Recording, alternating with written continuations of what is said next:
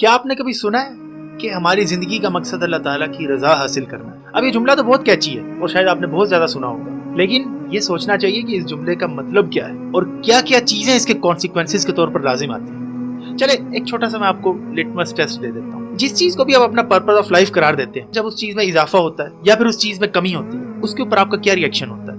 اگر تو آپ اس چیز کو واقعی اپنا پرپز آف لائف مانتے ہیں تو اس چیز میں اگر اضافہ ہوگا تو یقیناً آپ مطمئن ہوں گے، آپ کی سیٹسفیکشن میں اضافہ ہوگا، اور اگر اس چیز میں کوئی کمی ہوگی تو آپ بے چین ہوں گے اور آپ کی ڈس سیٹسفیکشن اس چیز سے بڑھے گی۔ تو اب ذرا سوچیں کہ اگر آپ کے سامنے اللہ تعالیٰ کے احکام کی صریح مخالفت ہے، اس سے آپ پر کیا فرق پڑتا ہے؟ کیا آپ بے چین ہوتے ہیں یا پھر آپ کو کوئی فرق نہیں پڑتا؟ اور اس کے مقابلے میں اگر آپ سے آپ کا مال چھین لیا جائے، آپ کی کوئی اور سہولت چھین لی جائے، یا فرض کریں آپ سے انٹرنیٹ چھین لیا جائے، آپ کا اس کے اوپر کیا ری ایکشن ہوگا؟